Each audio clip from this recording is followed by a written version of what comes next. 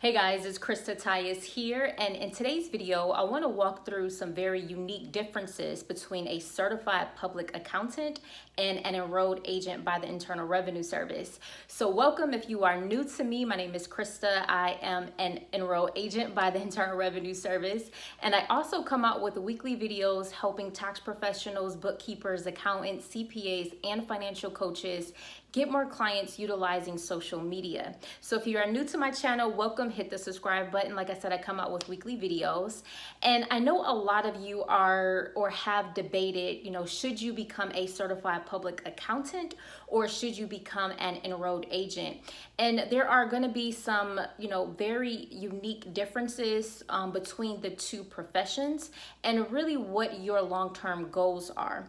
Now, one thing that I really want to make clear on the differences between a CPA and a EA is that a CPA provides assurance services, right? And so if you aren't familiar, assurance services is when you are taking a company's financials and you are certifying the correctness of a company's financial position. So this comes with a huge liability, which is why to become a CPA, it's a bit more rigorous than it is to just become an enrolled agent. To become a CPA, you typically have to have a bachelor's degree or at least 120 college credits, and you have to have some work-related experience working at an accounting or CPA firm, working under another CPA in order for you to actually obtain your CPA license. You also have to pass a series of exams. So it's definitely a rigorous licensure to go after, and I love the designation of becoming a CPA if you really if you really want to up level your knowledge and your skills, because you will have a more breadth of skill set in regards to accounting services than just an enrolled agent. But it really depends on your career plan. So I'm going to answer this question really from a standpoint if you want to become self-employed, if you want to become an entrepreneur and open up your own practice. I'm going to let you know what the differences are and really, which way, and it will really help you decipher which way would be best for you. So again, CPAs, they provide assurance services. So they are certifying the correctness of a company's financial position. And when you think about some assurance services, we have audits are one of the primary services that CPAs can offer that provides assurance services. Another one are examinations, okay? And another one is reviews. So this is where you are looking at a company's position and you are going through a series of steps and practices that allows you to assure with a high degree that the company's financial position is accurate, is correct, right? And that comes with a huge liability. So you have to make sure that you're following the steps, your policies, your procedures, the steps to perform an audit or an examination or a review correctly. Now, when it comes to EAs are going to primarily provide non-assurance services. Okay, so I'm going to put that up there, non-assurance services. So some non-assurance services that EAs are going to do: tax resolution, right? This is the primary service that most enrolled agents typically like to offer. And only EAs, CPAs, and tax attorneys can provide tax resolution services.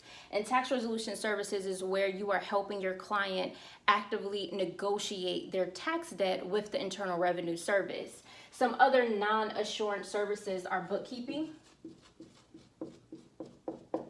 Okay. You also have accounting services as well that aren't assurance accounting services, right? So an EA can still be an accountant. They just can't provide assurance over a company's financial position. So they can still do accounting, bookkeeping, tax resolution. They can still generate financial statements. They can still help their clients make decisions on their company position and certain policies and procedures to put in place, right? So this is going to give you, then you also have like tax consulting as another non-assurance services. So when you're looking at, which one you should become, you really just want to ask yourself, do you want to provide assurance services at the end of the day? When you are thinking about, really starting your entrepreneurial journey or building out your current tax, bookkeeping, or accounting firm, you really just want to look, do I want to provide audits, examinations, or reviews, or can I build this business providing tax resolution, bookkeeping, accounting, and tax consulting?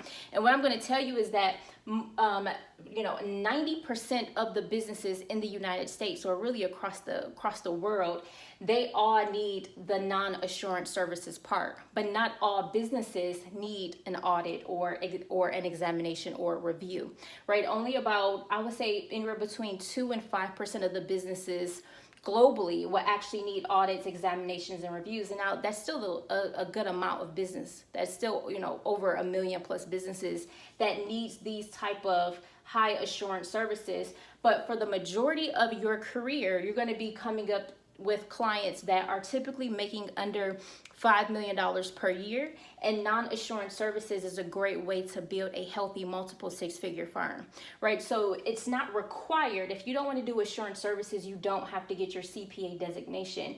You still can call yourself an accountant, depending on, I know there are some states that have little nuances on using the term accounting, but you can still provide accounting services without becoming a CPA, a certified public accountant. And I typically tell clients, because clients will ask you, well, are you a CPA? And I typically tell clients that, my designation allows me to specialize in tax law. And I really like to let them know is that, a CPA, EA, it's really like a doctor, right? Doctors have different specialties. You have your cardiologist, you have your anesthesiologist, and they all are licensed. They all have the skill set and knowledge to do what they do, but they prefer to focus on one aspect of health. And I let my clients know that I prefer to focus on one aspect of accounting or one aspect of tax law. And that's how I position me not being a CPA as opposed to an EA. But if you are just looking to build a healthy multiple six-figure business providing non-assurance, that tax resolution, bookkeeping, accounting, or tax consulting, an EA is the designation that you definitely want to consider. I do have a few videos going through the steps and processes on how you can become an EA, and some study materials that I recommend, so definitely check the links below. And as always, guys, if you have any questions, post them below this video, give me your feedback, subscribe to my channel, and I'll see you in the next video. Bye.